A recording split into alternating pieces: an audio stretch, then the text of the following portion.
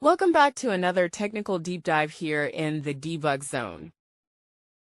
Today we're tackling a big question and breaking it down with insights from other users. Hopefully this clears up some misconceptions and helps you get the answer you need. So buckle up, stay a little curious, and let's jump right in.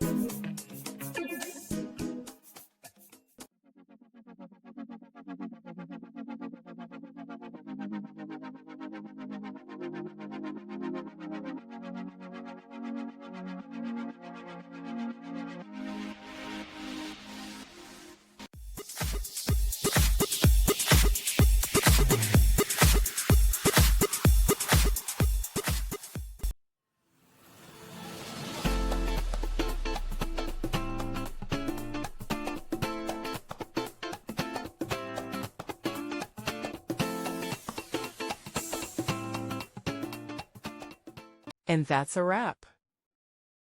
I hope you found the answer you were looking for. If you did, take a second to hit that subscribe button. It really helps out. And let me know in the comments which solution worked best for you. See you next time in the debug zone.